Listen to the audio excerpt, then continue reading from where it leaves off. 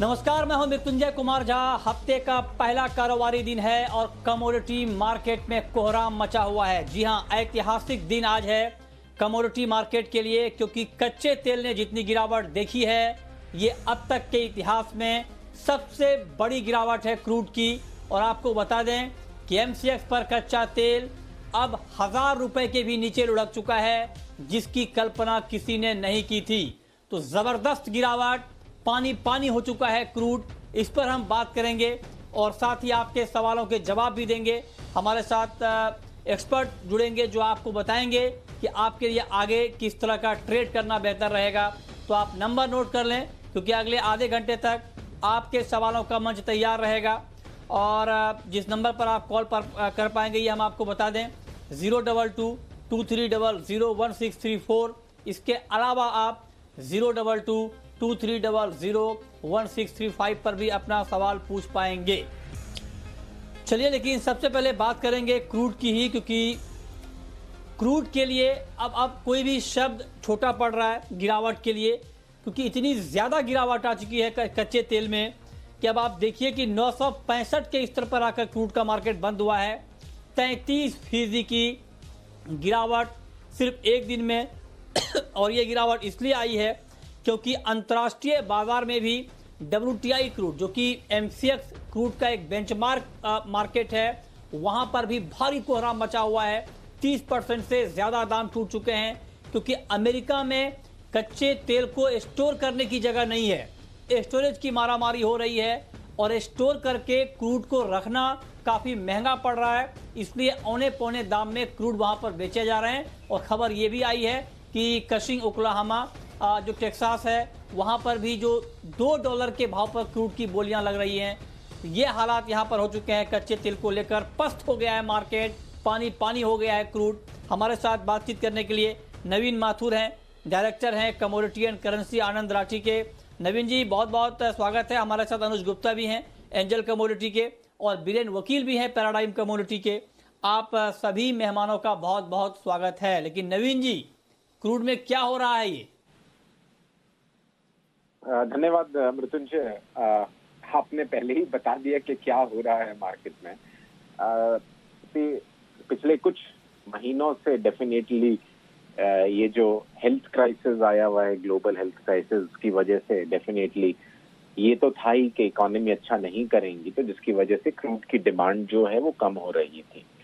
तकरीबन 70% के आसपास भाव टूट चुके हैं। अगर हम जनवरी इस साल से शुरुआत में अभी तक देखें तो 2/3 भाग जो है वो क्रूड के भावों में गिरावट आ चुकी है। मृत्युंजय, डेफिनेटली बहुत अनसर्टेन मार्केट्स हैं इंटरनेशनली ऑल्सो। जो आपने कहा कि $2 की बात चल रही है, बिल्कुल ठीक बात है। मतलब कि वो न्यूज़पेपर्स या मीडिया में जो आ रहा है वो यही आ रहा है कि $2 तक की बात हो रही है। मुझे लगता ये है कि बहुत अनसर्टेन हो गया है market, and particularly with this particular crisis of health crisis जो है, ग्लोबल हेल्थ क्राइसिस। इसकी वजह से आगे आने वाला टाइम भी बहुत चैलेंजिंग रहेगा।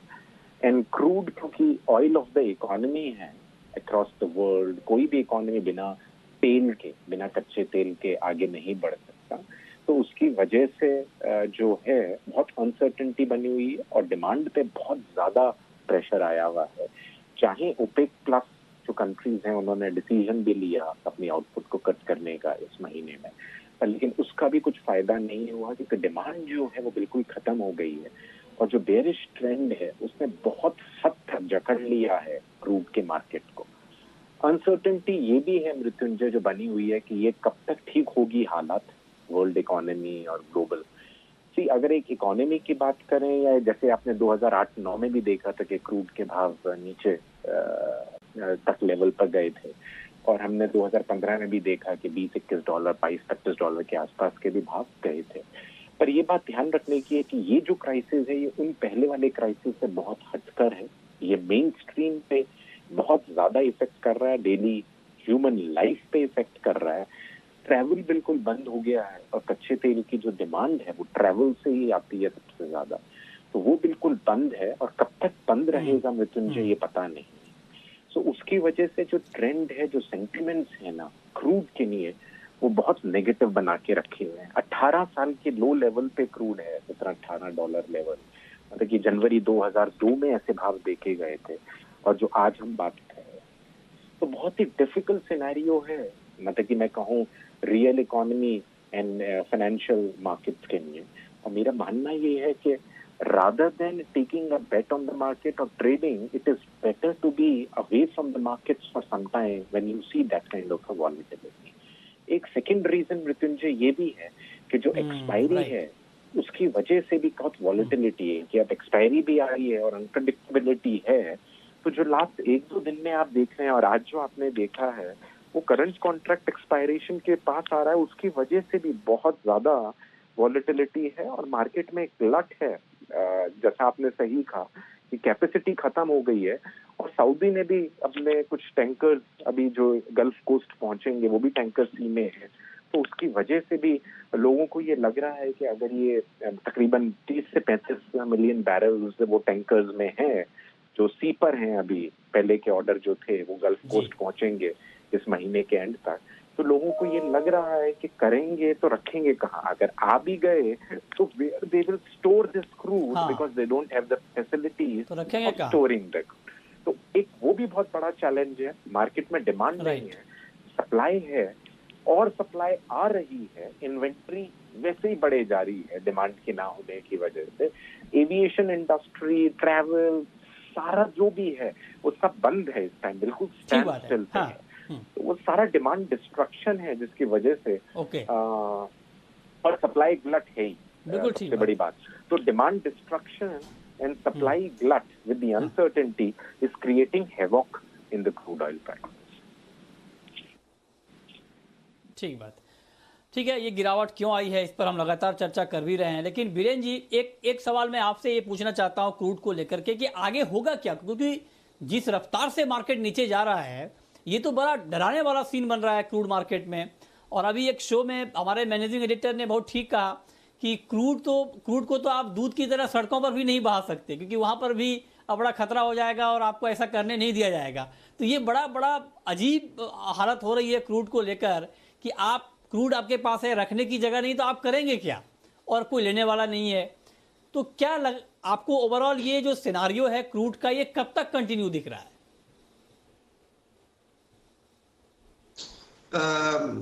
आज व्योमिंग में, अमेरिका व्योमिंग में जो सावर क्रूड आता है यानी हाई सल्फर वाला, वो माइनस में उसका काम हुआ, यानी माइनस 19 सेंट में काम हुआ। मेरी 30 साल की हिस्ट्री में फर्स्ट टाइम मैंने ये नेगेटिव वैल्यू का ट्रेड देखा है। दूसरी बात ये है कि सीएमई नाइमेक्स ने अपनी सॉफ्टवेयर में मॉडिफिकेशन चालू कर दिया है नेगेटिव वैल्यू एंटर करने के लिए, यानी आप भविष्य में कुछ दिनों में शायद क्रूड को नेगेटिव वैल्यू यानी -$3 -$1 देख सकते हैं। वो सिनेरियो में देख रहा हूँ। ऐसा तो मैं क्लियर देख ही रहा हूँ कि 1998 में जो 8.33 का जो भाव था वो तो डेफिनेटली 3-4 दिन में ही ब्रेक हो जाएगा। सिंगल डिजिट तो क्रूड में देख ही रहा हूँ, शायद आज ही हो जाएगा। अच्छा, सिंगल डिजिट देख रहे हैं आप क्रूड में, आज ही हो जाएगा? आपने तो और डरा दिया है। आपने तो और डरा दिया है बीरेन जी। अब लगता ये है कि ट्रंप को अपनी जनता से कहना पड़ेगा कि सब पब्लिक जो है, सब लोग अपने घरों में 1-1 बैरल 2-2 बैरल स्टोर कर लें क्रूड, क्योंकि स्टोर करने की जगह तो बची नहीं है अब क्रूड की। जो कैपेसिटी है अमेरिका के पास वो खत्म हो गई है। डरना नहीं चाहिए, ऑपोजिट साइड बेच जाना चाहिए। अभी भी बेच सकते हो, ब्याज तो मिलेगा। अभी ये बहुत साहस की बात है आप कह रहे हैं कि अभी भी शॉर्ट करके चल सकते हैं। ठीक है, चलिए, बहुत शुक्रिया नवीन माथुर जी आपका हमारे साथ जुड़ने के लिए और क्रूड पर अपना व्यू देने के लिए। अनुज जी, बीरेन जी कह रहे हैं कि डरना नहीं चाहिए, इसके उलट आपको अभी भी क्रूड में शॉर्ट करना चाहिए। क्या ये साहस कहलाएगा या दुस्साहस कहलाएगा अभी शॉर्ट करना, और करना भी चाहिए या नहीं, आप क्या मानते हैं? देखिए मृत्युंजय जी, गुड इवनिंग। देखिए आज 31% की गिरावट देखने को मिली है क्रूड में, और हम देखें तो यहाँ पे लाइफ टाइम लो अगर हम देखें तो MCX में देखने को मिले हैं, और अगर हम देखें तो करीबन 1999 में ये लेवल्स यहाँ देखने को मिले थे। तो मुझे लगता है कि मैं वीरेन जी के साथ रहूँगा कि यहाँ पर हो सकता है कि इवनिंग सेशन, क्योंकि अभी बाकी है, हालांकि MCX बंद हो गया है मगर इवनिंग सेशन बाकी है, तो हो सकता है कि भाव नीचे करीबन $10 के नीचे का टिक मारते हुए भी दिखाई दें, क्योंकि जिस तरह के फंडामेंटल फैक्टर बने हैं और जिस तरीके का यहाँ पर अभी सप्लाई जो चल रही है यहाँ पर, वो मुझे लगता है कि यहाँ पर थोड़ी डराने वाली रहेगी। तो हो सकता है कि इवनिंग सेशन में अगेन क्रूड के भावों में गिरावट देखने को मिले इंटरनेशनल मार्केट में। तो आप भी इस बात को मानते हैं कि क्रूड में अभी और गिरावट बाकी है? कोरोना ने क्रूड को गिरने के लिए कहा था, लेकिन क्रूड रेंगने लगा है। कोरोना ने गिरने के लिए कहा था क्रूड को, लेकिन क्रूड रेंगने लगा है। देखते हैं और कितनी गिरावट यहाँ पर क्रूड में आती है। बहुत ही एक चौंकाने वाला ट्रेंड यहाँ पर देखने को मिल रहा है। चलिए अब शुरू करेंगे सवाल जवाब का सिलसिला, और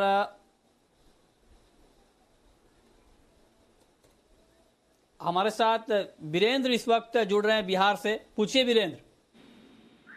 धनिया का आज करंट भाव क्या? आपको आवाज आ रही है वीरेंद्र जी? धनिया, हाँ आ रही है। धनिया का करंट भाव क्या है और आगे की इसकी पोजीशन क्या रहेगी? हेलो। अच्छा, कोरिएंडर के बारे में आप जानना चाहते हैं कि अभी आगे दाम बढ़ेंगे या घटेंगे। वीरेंद्र जी बताइए, कोरिएंडर का प्राइस आगे आपको क्या लग रहा है? करंट लेवल से, यानी इस भाव से मैं शॉर्ट साइड प्रेफर करूंगा। 6150 का जो लेवल है उस पे 6350 का, यानी यहाँ से 200 रुपए का स्टॉप लॉस रहेगा। टारगेट 5700-5800 का रहेगा। ओके, अगला सवाल है धर्मेश का। दिल्ली से हैं हमारे साथ। पूछिए धर्मेश जी। हेलो सर्वेश जी, जी पूछिए।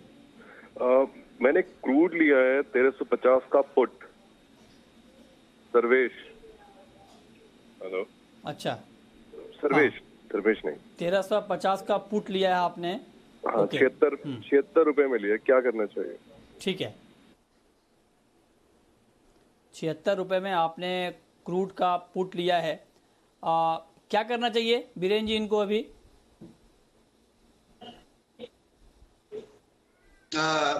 इसमें मेरे हिसाब से अनुज भाई बेटर बता सकेंगे, क्योंकि आज के दिन मैंने ऑप्शंस नहीं दिखे। पूरा दिन मेरा ये फ्यूचर्स पे ही था। अच्छा ठीक है, जिसका फ्यूचर बचा नहीं है सर उसका फ्यूचर देख रहे हैं आप। क्रूड में फ्यूचर कुछ बचा है क्या अभी? शॉर्ट साइड बचा है, इसलिए वो देख रहा था। अच्छा ठीक है, अनुज जी बताइए। देखिए, फ्यूचर डेफिनेटली अभी नहीं रहा है, मगर ऑप्शंस में काफ़ी अच्छी ट्रेडिंग यहाँ देखने को मिली है, क्योंकि जो फ्यूचर है उससे ज़्यादा सस्ते यहाँ पर ऑप्शंस देखने को मिले हैं। तो इन्होंने जो पुट लिया है, मुझे लगता है कि उसको होल्ड करना चाहिए, क्योंकि हमें लगता है कि जो भाव हैं क्रूड के वो नीचे आ सकते हैं। और जैसा कि वीरेन जी और हम देख ही रहे थे कि भाव एक्सपेक्टेड है कि $10 के नीचे भी सिंगल डिजिट में आ सकते हैं। तो एक्सपेक्टेड है कि नीचे जो अब जो अगला कॉन्ट्रैक्ट है, मे कॉन्ट्रैक्ट, जो करीबन 1770 के आसपास चल रहा है, मुझे लगता है कि उसमें नीचे करीबन 1600 से लेकर 1500 तक के लेवल भी यहाँ पर आ सकते हैं। तो जो इन्होंने पुट लिया है, मुझे लगता है कि उसको होल्ड करना चाहिए। और हो सकता है कि कल हमको दोबारा अगेन एक गैप डाउन ओपनिंग देखने को मिले, तो यहाँ पर उनको प्रॉफिट बन सकता है। तो जो उन्होंने पुट लिया है उसको होल्ड करना चाहिए। ठीक है, तो आप कह रहे हैं कि जो पुट इन्होंने लिया है इनको अभी होल्ड करना चाहिए। अगला सवाल है राजेश का, हरियाणा से हमारे साथ जुड़ रहे हैं। पूछिए राजेश जी। सर टाइमिंग कब चेंज होगा कमोडिटी का? जब 5 बजे 11:30 बजे कब होगा? कब हुआ? हेलो। तो हो गया था, जो हो गया उसकी बात क्यों करना? आगे आप पूछिए कि आगे क्या होगा। ये 2 बार हुआ। जब लॉकडाउन 1 था तभी इसका ऐलान हो गया था, और लॉकडाउन 2 का जिस दिन पीएम ने लॉकडाउन 2 का ऐलान किया उसी दिन सर्कुलर आ गया कि अगले आदेश तक के लिए शाम के 5 बजे तक ही ट्रेड होगा कमोडिटी में। सुबह 9 से शाम के 5 बजे तक ही अगले आदेश तक के लिए ट्रेड होगा। अब अगला आदेश जो भी आएगा वो हम आपको पहले बताएंगे। चलिए आगे बढ़ते हैं और अब कुछ और कमोडिटी की बात करते हैं। एग्री मार्केट ने भी आज साथ नहीं दिया। आमतौर पर होता यह है कि कई बार जब नॉन एग्री नहीं चलता है तो एग्री का मार्केट चलता है, लेकिन आज नॉन एग्री के मार्केट ने भी साथ नहीं दिया और एग्री में भी हमने गिरावट का माहौल बनते हुए देखा। ग्वार में लोअर सर्किट लग गया। तो बीरेन जी, हालांकि अब तो जो लॉकडाउन 2 में आज तो 20 अप्रैल है, और 20 अप्रैल से तो ये कहा गया है कि थोड़ी बहुत छूट दी गई है एग्रीकल्चर एक्टिविटी में, बाकी चीज़ों में। उसके बाद भी एग्री मार्केट का सेंटीमेंट खराब रहा। क्या वजह है इसकी? प्रैक्टिकली देखे तो काफी फैक्ट्रियां शुरू होने के मूड में नहीं है, क्योंकि जो शर्तें हैं शुरू करने के लिए वो काफी लोगों को फ्रेंडली नहीं लग रही है। तो कोई रिस्क लेना नहीं चाहता है। तो मेरे हिसाब से अभी भी वो डिमांड का जो डिसरप्शन है वो बना ही रहेगा, और सप्लाई शायद थोड़ा ज्यादा लग रहा है कि जैसे बाजार में से परचेसिंग पावर ही काफी हद तक डिसरप्ट हो गया है। और क्रूड की मंदी देखते हुए ऐसा लग रहा है कि आज सभी काउंटर में, क्योंकि इथानॉल बेहद खराब है फॉरेन में, जो मक्का को धक्का दे रहा है, और क्रूड गवार को धक्का दे रहा है। ओके, चलिए आगे बढ़ते हैं। अगला सवाल है संदीप का, राजकोट से। पूछिए संदीप जी। मेरा सवाल है सर, कपास खली में मेरे पास मई महीना का वायदा पड़ा है। 1995 पे मैंने 2 लॉट मैंने उठाए है। और दूसरा सवाल है टर्मरिक में। सर मुझे टर्मरिक को जब बाई करना हो तो मैं कौन से लेवल प्राइस में बाई करूँ? चलिए, कॉटन सीड ऑयल, केक और टर्मरिक, इन 2 काउंटर के ऊपर वीरेन जी क्या आपका आउटलुक है? कॉटन सीड केक में जो बाय साइड पोजीशन है उसमें 1948 का स्टॉप लॉस रखना चाहिए। वो अगर ब्रेक होता है तो 1888 तक आ सकता है। टर्मरिक में प्राइस काफी अट्रैक्टिव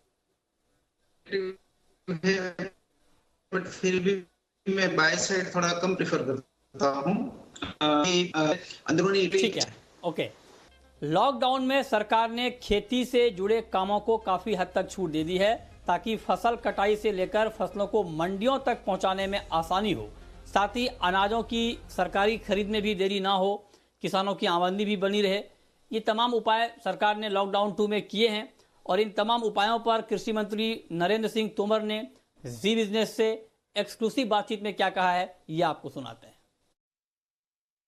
कि दलहन और तिलहन की कटाई देश भर में पूरी हो चुकी है, और गेहूं की कटाई अभी चल रही है, क्योंकि पंजाब हरियाणा जैसे जो राज्य हैं इनमें बुवाई देर से होती है गेहूं की, तो इसलिए फसल कटाई 10 अप्रैल के आसपास ही शुरू हो पाती है।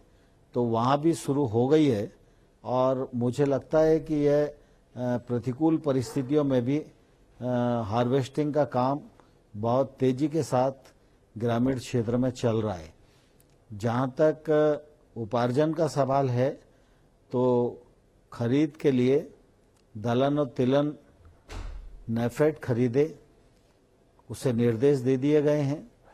नेफेड राज्यों के साथ संपर्क में है, उसने खरीद की प्रक्रिया को प्रारंभ कर दिया है।